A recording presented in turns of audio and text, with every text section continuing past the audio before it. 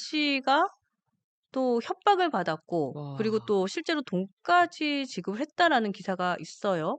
네. 이 소식은 사실 대한민국을 넘어서 네. 전 세계가 들썩이고 있는 소식입니다. 왜냐면 아. 손흥민 선수 같은 경우는 대한민국의 국가대표 선수이기도 하지만 월드 클래스거든요. 맞아요. 영국 프리미어 리그의 토트넘이라는 구단을 대표하는 주장이기도 합니다. 음. 그래서 해외 언론도 관련 기사를 쏟아내고 있는데 내용이 상당히 충격적이에요. 음. 일단 손흥민 선수가 20대 여성과 40대 남성을 고소했습니다. 음. 이거를 공갈 혐의로 고소를 한 건데 이 내용을 말씀드리면은 지난해 6월 정도에 이 네. 여성이 손흥민 선수에게 이제 태아 초음파 사진을 보냈고 이런 이야기가 오가는 와중에 이 여성에게 3억 원이 건네집니다.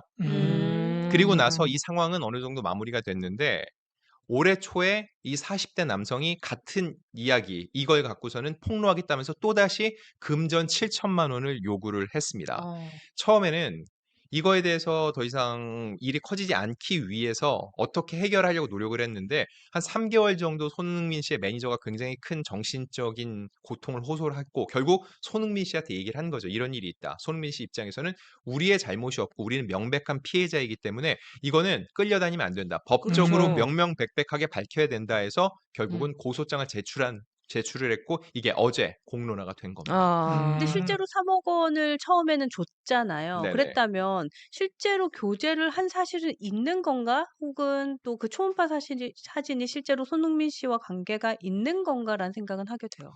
네. 이 여러 보도를 종합을 하면요. 일단 손흥민 씨 측에서 직접적으로 그 여성과 교제를 했다라고 발표하진 않았습니다.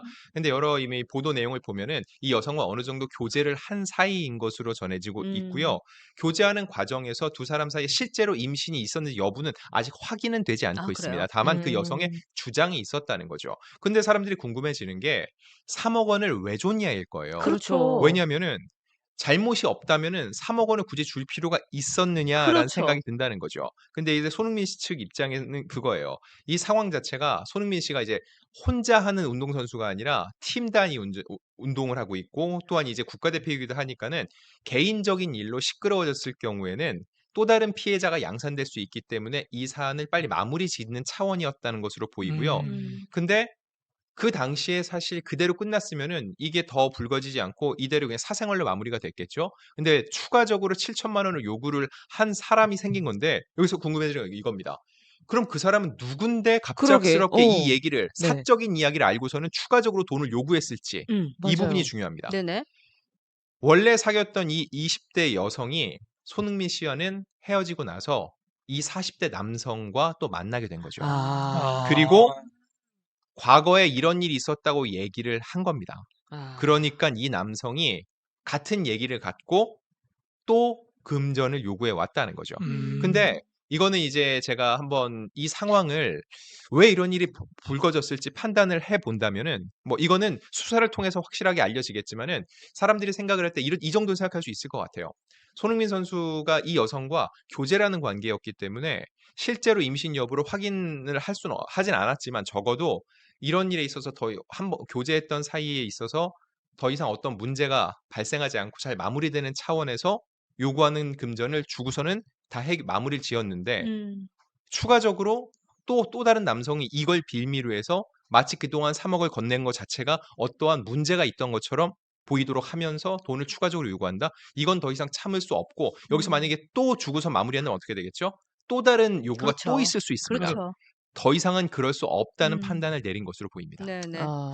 그 손흥민 씨 하면 사실 아버지 생각이 되게 많이 나거든요. 네. 그렇죠. 네. 손흥민 씨 아버지의 입장 혹은 뭐 상황이 어떤지도 좀 궁금해요.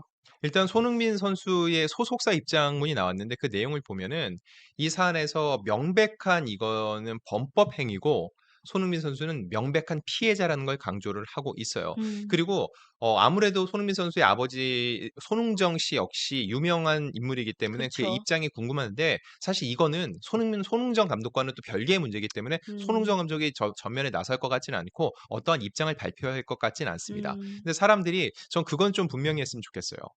이 사안이 불거졌을 때 가해자와 피해자가 있고 이때 손흥민 선수는 분명히 지금 피해자의 상황이라는 거죠. 그리고 경찰도 이미 증거 확보를 했고 구속영장을 신청할 정도면은 이 잘못을 굉장히 무겁게 바라보고 있다는 거죠.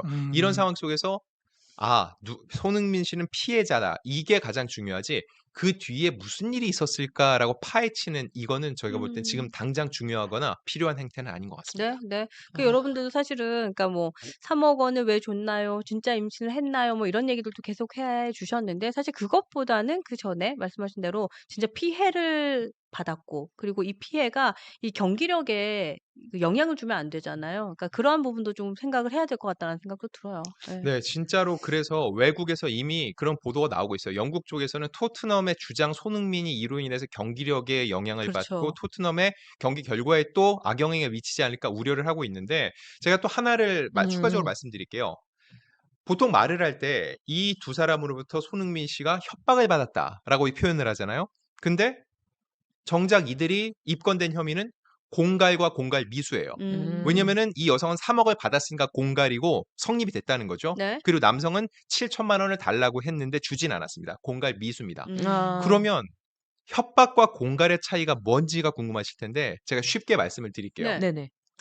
만약에 이렇게 내가 앞에 누군가를 만났을 때 너 나중에 또 여기서 나 만나면 가만 안 둬. 다시는 오지 마. 꺼져.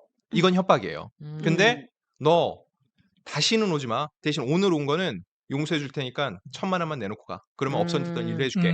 해서 금전적인 요구가 들어가면 이건 공갈입니다. 근데 지금은 금전이 들어갔죠. 그래서 공갈 혐의가 된 거고 공갈과 협박은요. 법적 처벌 수위 자체가 달라요. 협박은 3년 이하의 징역 500만 원 이하의 벌금인데 공갈은 10년 이하의 징역 와. 2천만 원 이하의 벌금입니다. 형량이 확 올라가죠. 다르네요. 근데 이 사안은 공갈이기 때문에 협박보다도 경찰에서 훨씬 더 중한 잘못으로 지금 바라보고 있는 상황입니다. 그러네요. 그러니까 저는 예. 이 문제 본질 자체가 참 마음이 아파요. 왜냐하면은 서로 사랑을 해서 만났을 거 아니에요. 근데 만약 그런 과정에서 임신을 할 수도 있는 부분이고, 근데 그거에 대해서 그걸 무기 삼아서 돈을 내놔라? 또 그걸 가지고 또 돈을 주고 약간 이런 거 문제 자체가 저는 유명세인 거죠. 예, 그렇죠. 진짜로 좀 안타깝기도 하고. 안타깝네요. 네. 네. 일단 저 여성은 이렇게 네. 공개가 됐습니까? 공개되지 않았습니다. 아, 네, 일단 유명인은 아니고 그냥 비연예인 일반인, 네, 여성으로 일반인. 알려져 있고요. 그래서 네. 구체적인 요즘은 이제 피의자 공표에 대해서도 굉장히 많은 얘기들이 나오고 있잖아요. 그래서 음. 신상은 공개되지 않았습니다. 근데 저는 기자님 얘기하시는 거 들으면서 혼자 속으로 피식 웃었던 포인트가 하나 있어요. 네네. 뭐냐면 저희가 정치 방송 할 때도요. 우리가 모 후보 한 명 때문에 반법조인이 돼 있거든요. 네. 저희가 저희는 이제 저희가 조금 잘 알고 있는 거는 미증 교사라던가 네. 허위 사실 공표라던가 네. 이런 쪽으로 약간 저희가 반법조인이 돼 있는데 우리 기자님도 그러니까. 공갈, 협박. 협박, 양형 기준 이런 거 나오는 거 보니까 그렇구나라는 생각을 좀 아. 하면서 혼자 피식 웃었습니다. 확실히 좀 연예인들이 약간 가장 네. 많은 범죄 중에 하나가 그러니까요. 당하고 있죠. 일반적으로 그러니까요. 나갈 때가 네. 많습니다. 공갈 협박이 참. 그러니까. 네네네. 네. 역시 결이 다르네요. 그러니까 어쨌든 우리가 반법조인이 된 사회를 살고 있다라는 생각을 네. 하게 됐습니다.